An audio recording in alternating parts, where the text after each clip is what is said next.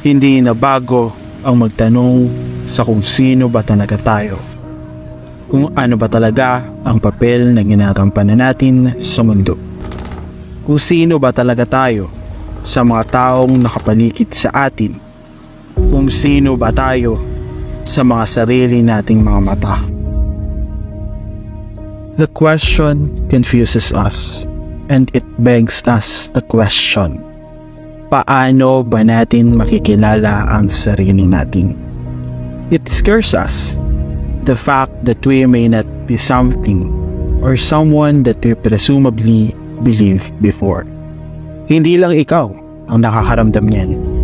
Sa pag-aaral natin sa filosofiya ng tao, mayroon tayong tinatawag na existential crisis.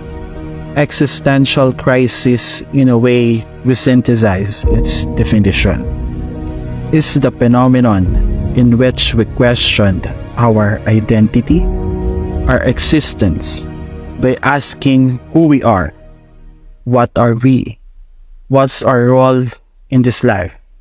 And through this, we suffer through the anxiety of our ignorance and our incapacity to determine an answer immediately.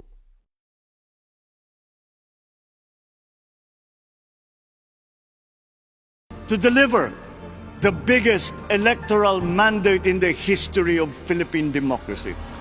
Ako, si Ferdinand Romualdez Marcos Jr., ay taimtim na nanunumpa. Natutuparin ko na buong katapatan at sigasig ang aking mga tungkulin bilang Pangulo ng Pilipinas. Pangangalagaan at ipagtatanggol ang kanyang konstitusyon. Kasinawan ako ng Diyos. I was not the instrument of change. You were that. You made it happen.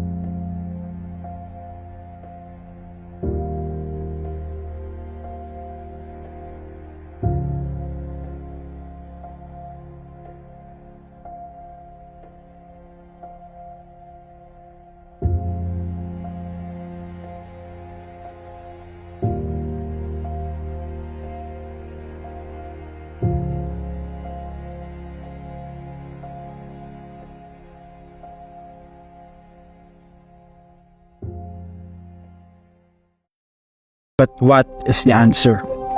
Sa mga teoryang pampulitika na ginagamit at pinagbabasihan ng pag-aaral ng Estado at ng bayan.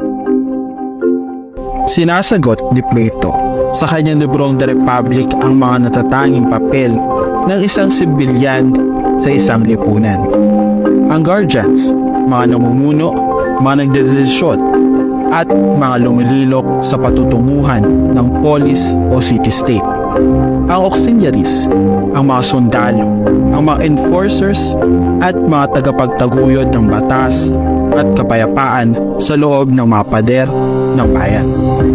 Ang producers, ang mga bumubuhay sa sibilisasyon, ang mga nagpapakain at nagdadamit sa bawat pamayanan.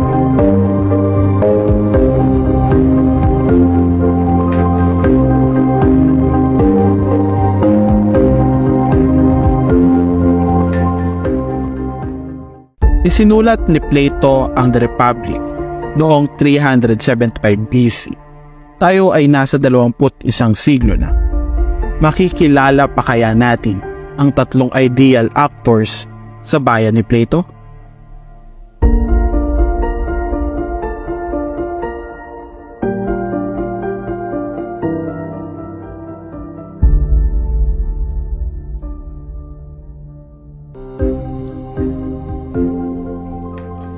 Sa rurok ng pangarap para sa bayan at para sa kabataan, nananalaytay ang pag-asang sumubok sa larangan ng politika. Versed with the experience of leadership that makes her more qualified to serve her city. Despite shortcomings in the last election, her dedication to lead manifested in her role within the council.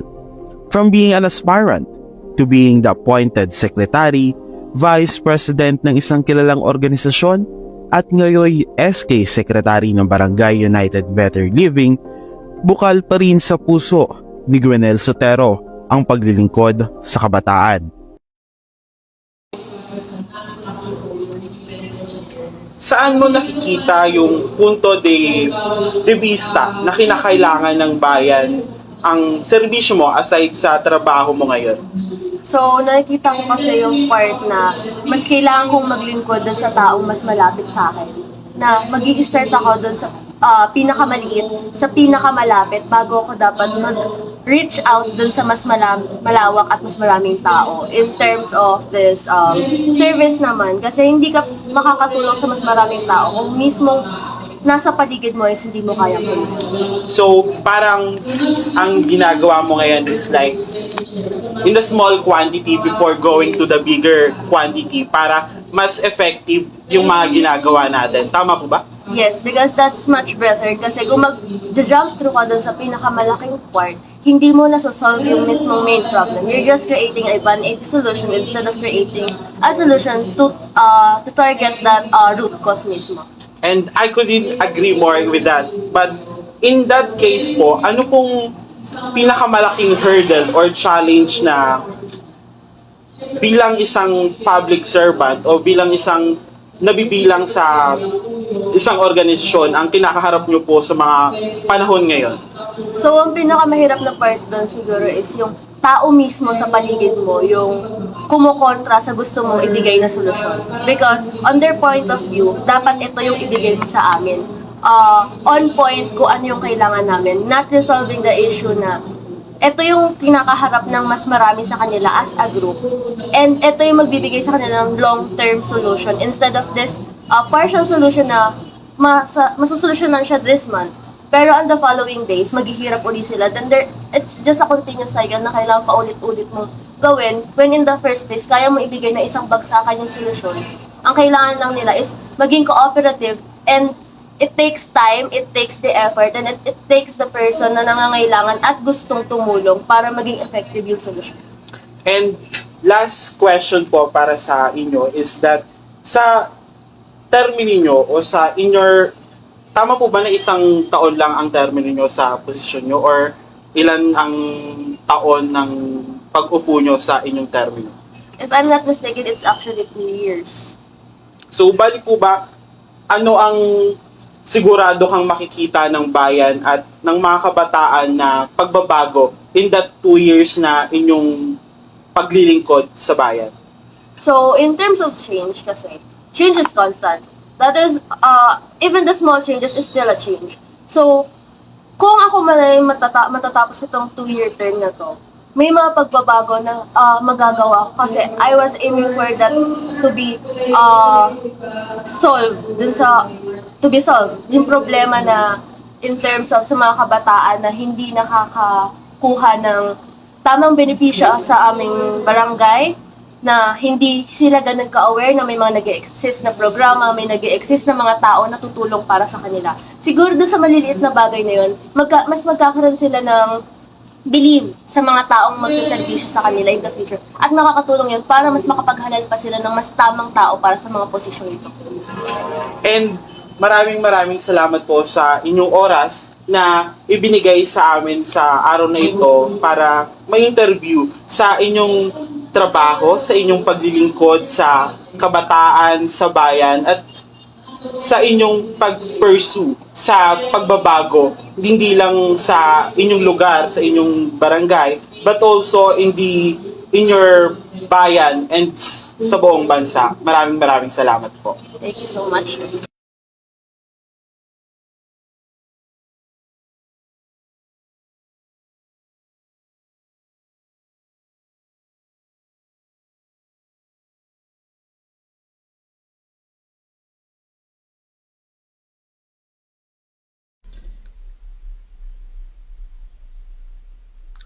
Si Maria Rosario Melinaw, isang elementary teacher at ina ng 4 na anak. Bukod sa kanyang paglilingkod bilang guro, nagsisilbi rin siya sa kanilang barangay bilang isang police investigator. Nang aming makapanayam sa kanyang ginagampanang papel, makatotohanang inilahad ni Rosario ang buhay ng mga kinikilala nating tagapagtanggol ng bayan. Bilang isa pong investigador, kamusta po ninyo nagagampanan ang inyong trabaho po? Okay, bilang investigador dito sa Barangay Police, inassign ako bilang pinakamataas na posisyon dito sa Katarungan Satellite. Feel ko na kaya ko siyang gampanan through pakikipag-usap sa mga tao, pag-alam sa mga kung ano ang problema nila, at kung ano ang tulong na may bibigay ng barangay. Bilang investigador, kailangan hindi ka maging bias. Tingnan mo yung both sides, kung ano talaga yung problema. At ikalma mo yung tao. Kasi pag dumating sa iyan, ano yan in a state of problema yung Yes, tao. emotion. Hindi mo pwedeng sabayan yung sigaw niya or yung galit niya. Kailangan ikaw yung matutong kumalma at alamin kung ano talaga yung problema. Pangalawa, never kang kakampi kahit kanino. Kahit kakilala, kamag-anak, kaibigan, kaklase at kung kanino man, never kang kakampi. Pangatlo, ilagay mo yung posisyon mo sa kanila. Parang ikaw yung iniimbestigahan. Opo. Pang-apat, siguro yung pinaka-importante sa lahat, habaan ng pasensya. Kasi hindi mo magagawa ng tama yung trabaho mo kung ikaw na mismo yung unang nagagalit or nawalan ka na ng control sa sarili mo. So, which is leading to po sa second question. Ngayon po, bilang isang kinikilalang investigador, sa tingin nyo po, ano ang kalaban ng bayan natin ngayon? Bali, saan po ninyo pinoprotektahan bilang isang investigador ang ating bayan po? Bilang investigador dito sa lowest unit of society Yes, po. is barangay. Yes. Okay. Ang unang pinaka-problema niyan is, ako sa dami o sa tagal ng nakikita ko yung mga reklamo, family.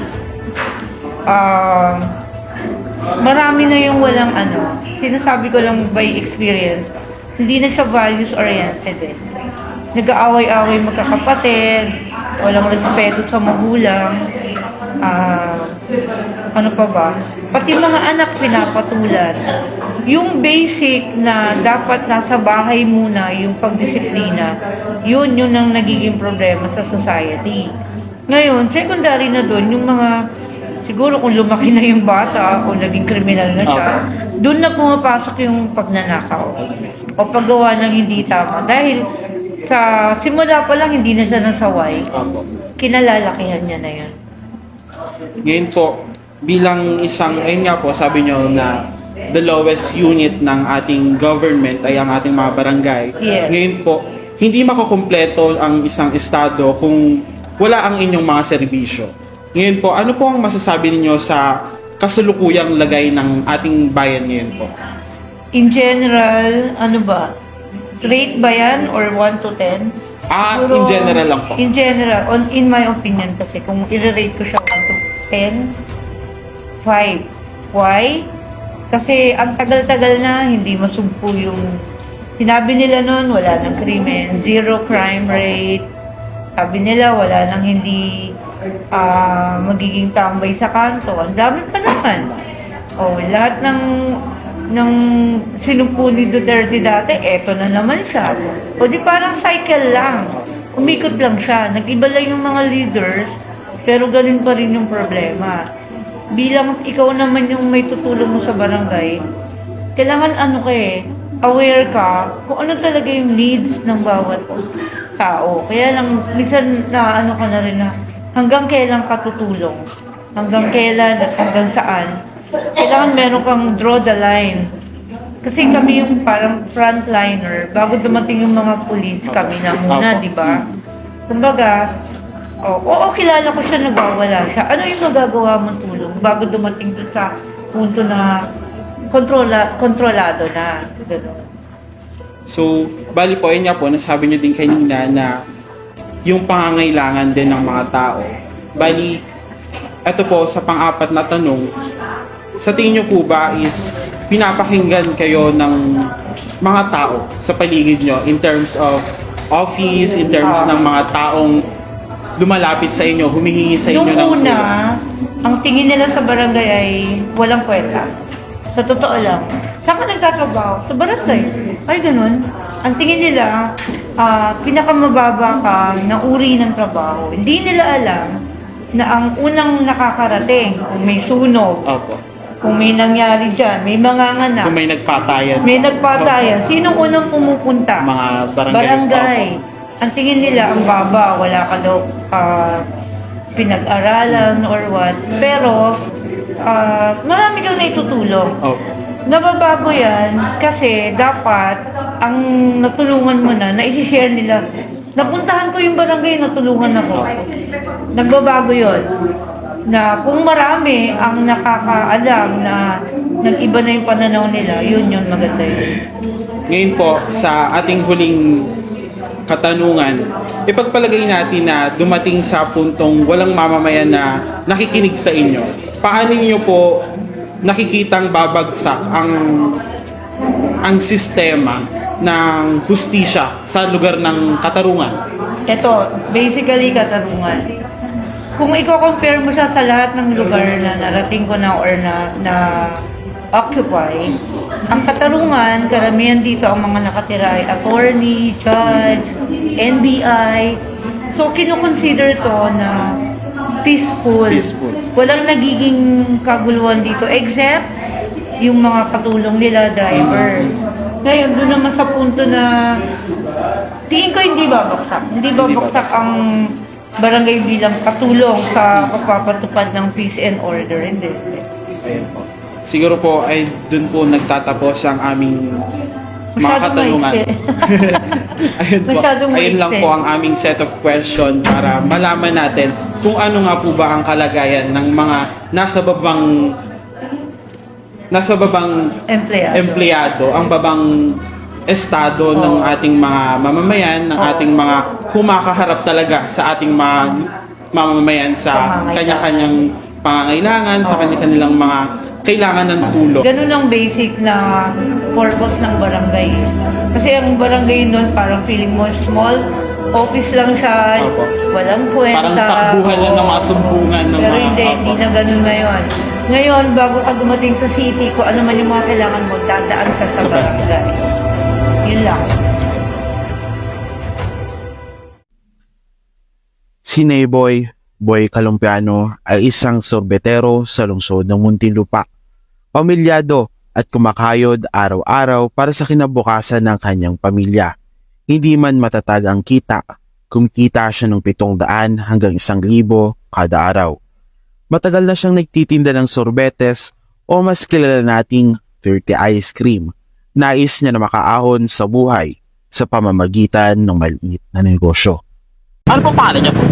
Boy po. Boy. Kahit Kuya Boy po. Kamusta po ang pamumuhay niyo sa pagtitinda po ng ice cream? Tama lang naman. Bali, ilang taon na po kayo? Matagal na rin. Matagal na. Bali po, sa tagal po ninyo, magkano po ang halos tinutubo nyo or yung kapital na nakukuha nyo? Hindi kasi puro pareho yung araw. Minsan, makikita ko ng 1,000 sa isang araw. Minsan naman, 700, minsan 500. So bali po, hindi siya stable yung kinikita nyo sa araw-araw. Bali po, in that case po, paano naka-cope up yung mga gastusin nyo po sa bahay, yung mga pagkain nyo po, yung mga bayarin nyo sa bahay? Minsan kapag ano, minsan wala din. Wala din. Wala na pag maulan. Opo. Bali po, may mga pamilya po kayo or may mga anak po kayong pinapaaral.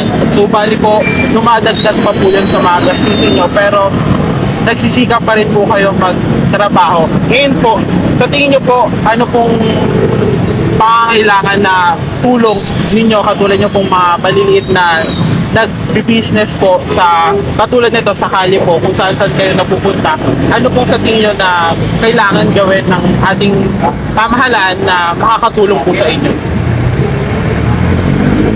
Kahit maliit na business. Opo. Ang gandang nito, kahit makapagtinda lang kami kahit kung saan lang. Yung papayagan na kami, okay na sa akin. Opo. Ngayon po, meron pong mga parang mga balita na kahit yung mga maliliit na business owners, kailangan merong permit. Ngayon po, sumasang-ayon po ba kayo sa ganong pamamahala ng ating pamahalaan? Oo naman. Steady po ba yung pwesto nyo dito or kahit saan kayo Kahit pumupwesto? saan lang, minsan naman dyan may mga review. Bali, talagang nandito po kayo sa ulat sa pool na kung saan nakikita kayo ng mga bata, ng mga katulad ng nakita namin kanina na may bumibili sa inyo dito mga nurse, mga doktor. Sa kanyang pagsusumikap, siya umaasang guminhawa ang kanilang buhay ng kanyang pamilya. Ngunit sa kabila ng pakikipagsapalaran, patuloy pa ring nahihigit sa mapang-aping sistema ng bayan. Iba't ibang buhay, iba't ibang papel, at sa iba't ibang mga karanasan at mithiin ng mga taong nakausap natin sa harap ng lente, masasabing diverse at dynamic ang trabaho ginagampanan natin sa estado.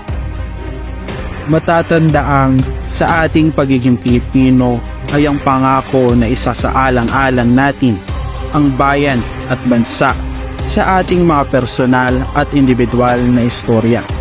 Kasama ang ating mga pang-araw-araw na pamumuhay. Ito ang katotohanan. Plato, despite his early life in the before times of the modern developed society, never failed to assail of what a citizen should be in order that a state will flourish and stand after the ashes of those who failed. Siguro, kahit luma ay nagagamit pa rin natin ang mga konsepto ng mga taong nauna sa atin upang tuluyan nating maintindihan ang papel natin sa estado at ang papel ng estado sa atin. Ngayon, kung iisipin, sino tayo sa mga papel at larawan na inahayag sa atin ng iba't ibang buhay na nakasalamuha at narinig natin.